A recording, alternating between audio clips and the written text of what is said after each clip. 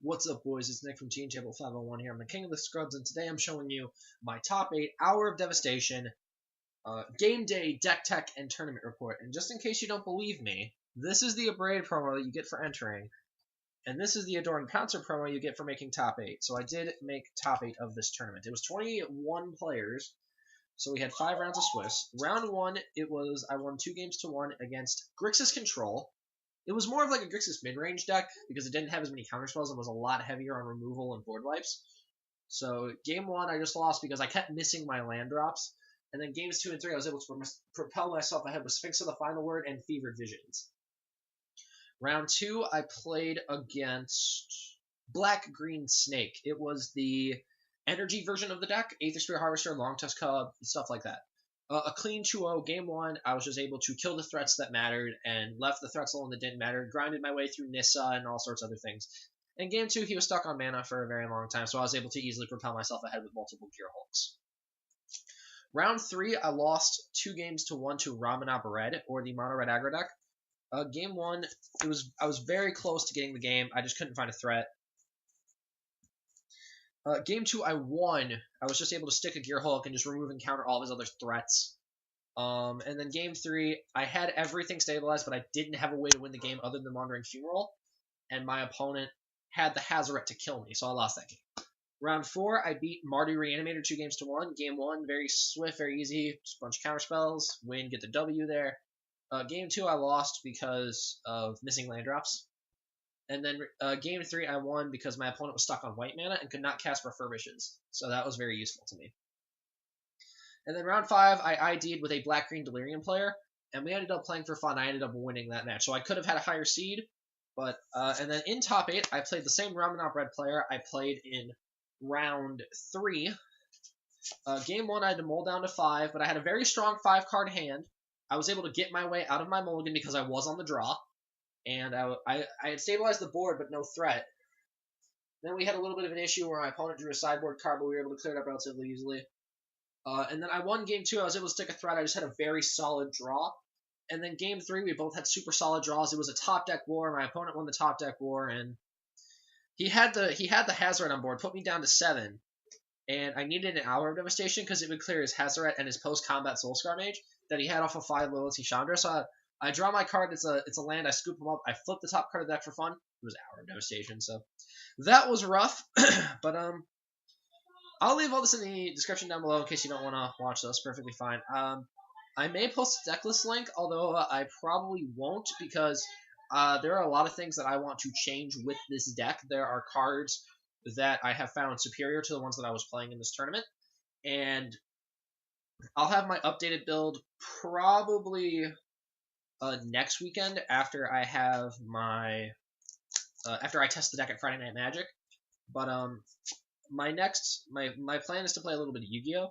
And get my ABC deck profile uploaded because I have the core of the deck. I'm just waiting on the rest of my cards to come in. But enough of that dilly-dally. Let's get into the deck tech. So we'll start off with our mana base, which was I played 4 Aether Hubs. It's just a super solid land. You really want it. So, 4 Wandering Funeral. It's a win condition. It's your blue-red duel. It's super solid. 2 copies of Highland Lake and 2 copies of Spirebluff Canal. Just play 4 canals, but I just don't have 4 canals, so. And then my tech was Blighted Cataract. I needed a way to get gas in the late game, and this is a way to do it. It's really bad if you draw it early game, but because my local meta is a lot of control decks, this is really good against control. And then for basics, I played 8 islands, and then I played 5 mountains. So 13 basics, Cataract, 14, 18. So this was 26 lands, I believe. I'm going to count it out real quick because I cannot count. 5, 9, 14, 19. Yeah, 26 lands. I was actually Mana Scared a bit of the day, so I might be going to 27 lands. I'm not entirely sure. But, there is that. For our creatures, my only creature was a Playset of Torrential Gear Hulk. I know I finally finished this guy. This guy is so fucking good. Like, I cannot stress how good this card is. And actually, it's getting a lot better. A lot of the Ramunap Red decks are not actually playing multiple main deck copies of a Braid. Like the opponent that I played and the two players that were actually at the tournament, they each only had, I believe, one or two main deck of Braids with an extra in the board. So not a lot of people are actually playing a Braid, as controversial as that sounds.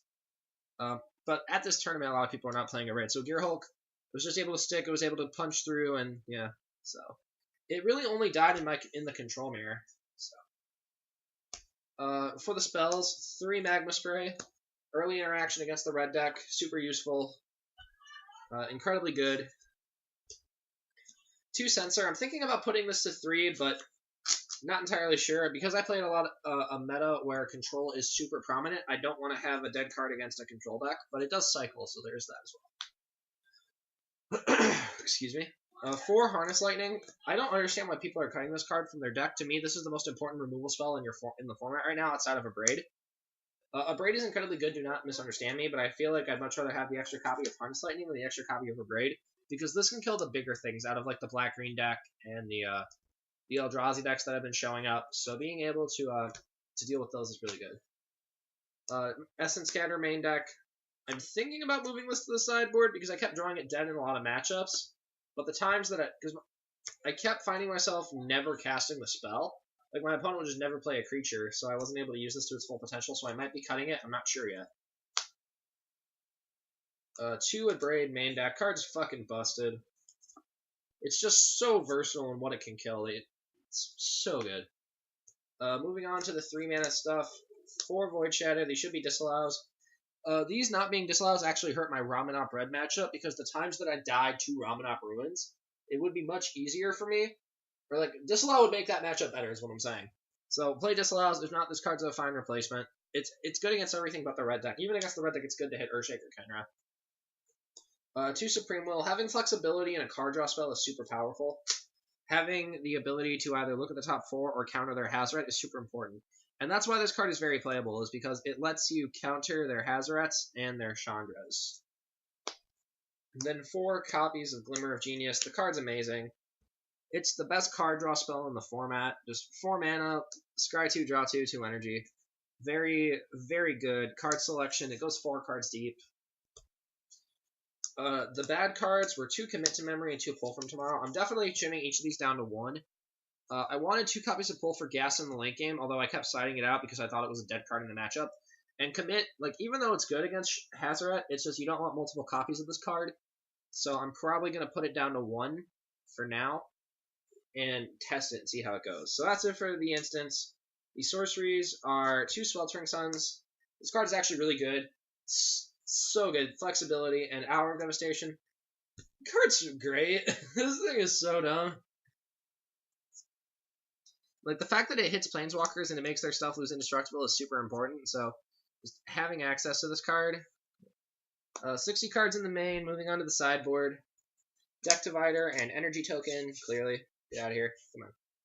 Come on. 1 Outcast. Card's fantastic. Making Dragons, early blocker. Good for the mid-range fights. Sphinx of the Final Word, because it just beats control decks. And then 2 copies of Chandra's Defeat. Just the Ramunap Red matchup is so bad. Like, you need this card. 2 Dispel. I'm going to cut this down to... I think I might cut this down to 1. I'm not sure yet. Against Ramunap Red, it's really good because it counters a Braid and Shock, and it counters the burn spells. It's good in the control mirror. It's good against... It's just not good against black-green, but the black-green's taking out the removal spells against you anyway, so... the 3rd Braid. Probably going to move this to the main deck. It's just so good. So good. 3 negates for control and black-green because it counters Nissa and it counters their vehicles.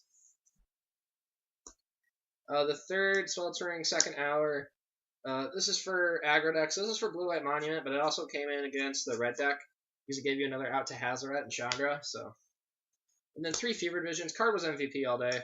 Like, there was a lot of control at the tournament. I didn't think there'd be as much control, and this card just came in clutch, allowing you to win games you had no right winning. A lot of people were bringing this in on the draw, which you don't want to do. You only want this on the play, but whatever. Card's still good. If you can resolve it, you've pretty much won the game, so. There is that to consider. Alright, that's about going to do it for my blue-red control deck tech for Hour of Devastation game day. It's just this deck was actually much better against red than I thought it would be. I hadn't tested the red matchup at all. This is literally the same 75 I've been playing at FNM for the last couple of months, or at least like the last month. So the fact that it performed this strong against red was super important. And like, as long as you don't play against, if you play against anything but red, you basically win. Just as long as you know how to play the deck. So, like, a lot of people were impressed at how well I was doing. There were only 2 control players in the top 8, even though there was about 9 or 10 total control decks. So being able to get my way to the top tables through all the other variety of matchups was, I thought, like, I'm losing words. I'm just so happy about how I did. I can't even think of words. I'm just very impressive, I guess you could say, although it's not really what it is. But if you have any suggestions, leave them in the comment section down below. I will be updating this deck for my FNM.